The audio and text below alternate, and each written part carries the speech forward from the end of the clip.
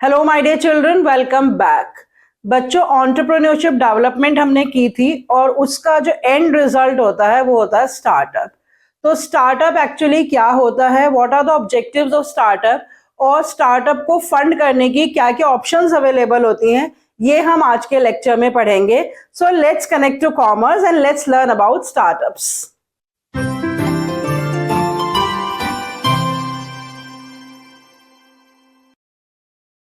सबसे पहले बच्चों डेफिनेशन देख लेते हैं स्टार्टअप की।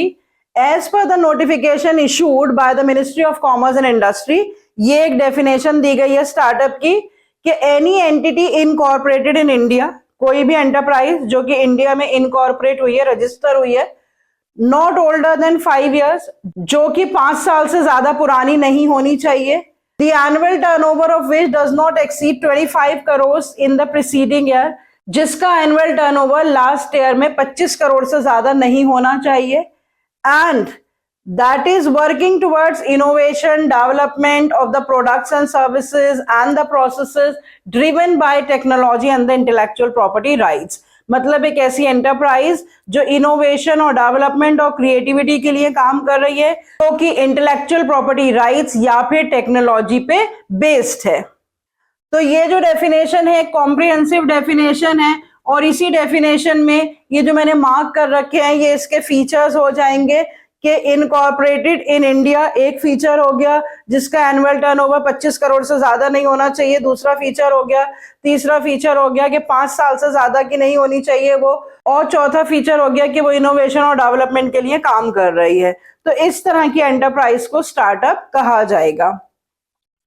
अब देख लेते हैं कि इसके ऑब्जेक्टिव्स क्या हैं। Inculcate entrepreneurship values and influence the mindset towards the entrepreneurship. मतलब कोई भी स्टार्टअप का बेसिक ऑब्जेक्टिव या पर्पस यही होता है कि लोगों का माइंडसेट एंटरप्रेन्योरशिप की तरफ डाइवर्ट करना, मतलब एंटरप्रेन्योरशिप कल्चर को बढ़ावा देना।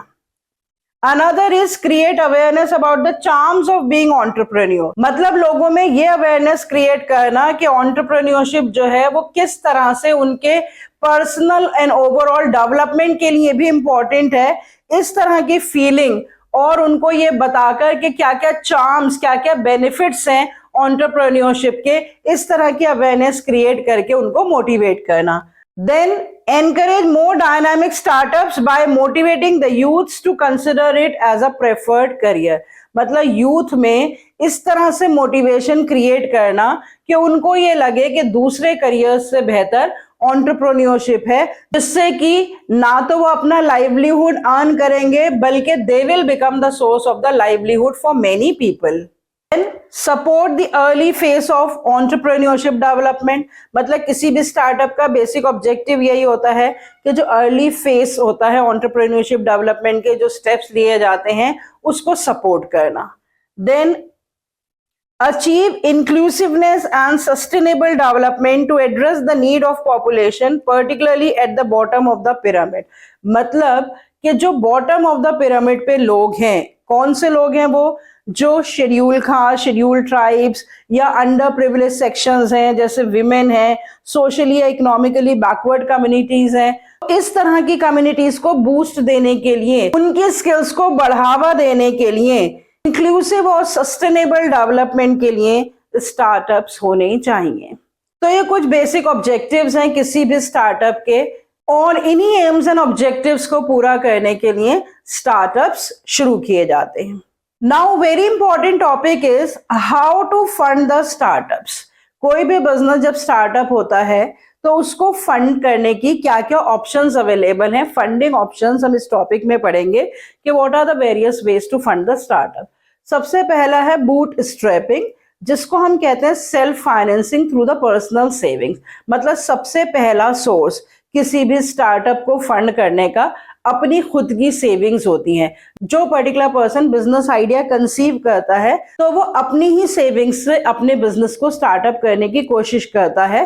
तो इसीलिए, क्योंकि ये बहुत ही माइनर और बेसिक स्टेप होता है टू फंड द स्टार्टअप, इसलिए इसको कहते हैं बूट स्ट्रैपिंग। मतलब अपने फीते खुद बांधना, मतलब अपने बिजनेस को खुद से फंड करना।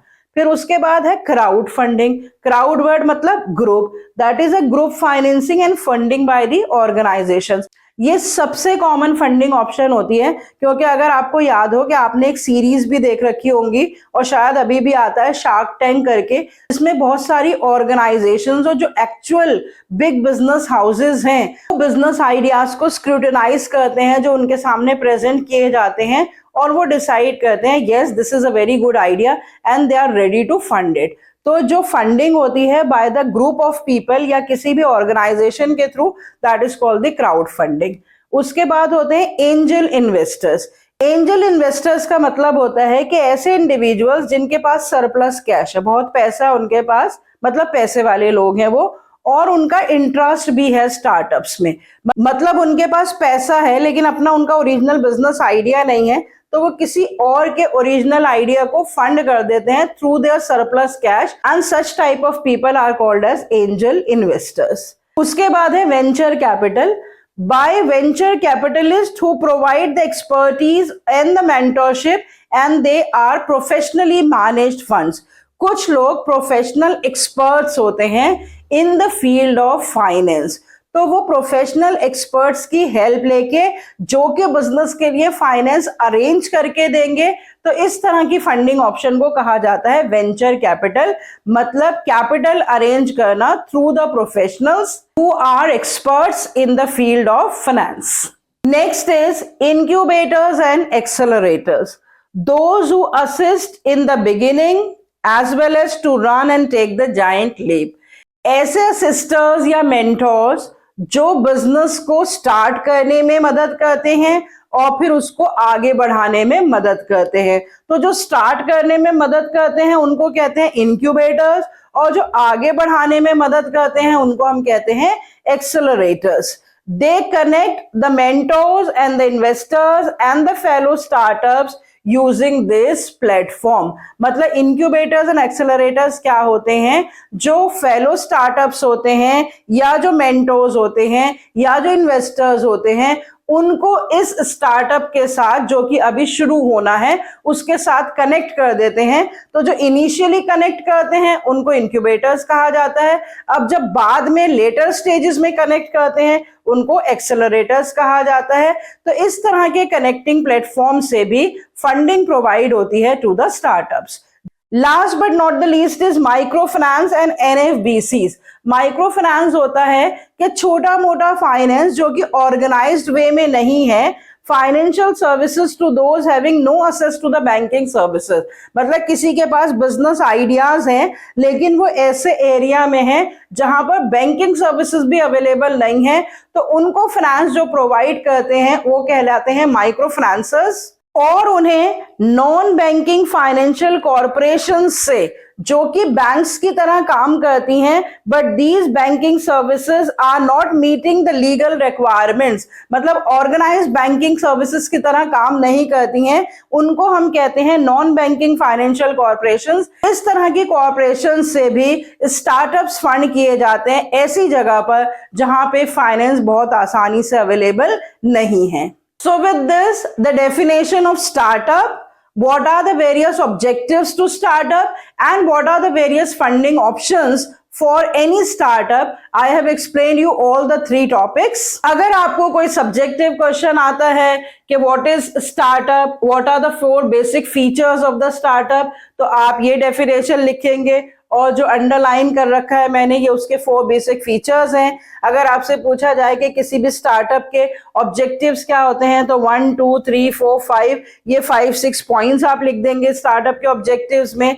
और फंडिंग ऑप्शंस के बारे में या तो आपको डायरेक्ट क्वेश्चन आ जाता है या कभी कभी आपको कीवर्ड दिया होता है और आपको पर्टिकुलर वे ऑफ फंडिंग जो है वो आइडेंटिफाई करना पड़ता है। तो सेल्फ फाइनेंसिंग अगर पूछा जाएगा तो वो बूटस्ट्रैपिंग होगी, financing by the group of people और ऑर्गेनाइजेशंस होगा तो वो क्राउड फंडिंग होगी।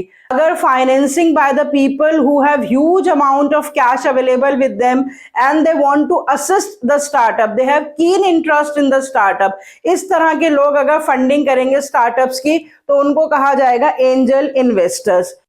जो एडवाइजर्स और मेंटोर्स स्टार्टअप के शुरू में हेल्प करते हैं, फाइनेंशियल हेल्प देते हैं, उनको कहते हैं इंक्यूबेटर्स। और जो रनिंग ईयर्स या लेटर ईयर्स में जब बिजनेस एक्सपेंड हो रहा होता है तब फाइनेंशियल हेल्प प्रोवाइड करते हैं, उनको कहते हैं एक्सेलरेटर्स। और जिनके पास proper organise banking services available नहीं होती हैं, उस जगहों पर स्टार्टअप्स को फंड करने की जो ऑप्शंस होते हैं वो होते हैं माइक्रो फाइनेंस या नॉन बैंकिंग फाइनेंशियल कॉर्पोरेशंस। इस तरह से आप कीवर्ड से various ways to fund the startups जो है उनको आइडेंटिफाई कर सकते हैं, या एक एक दो दो लाइन में हर एक पर्टिकुलर फंडिंग ऑप्शन को आप एक्सप्लेन कर सकते हैं।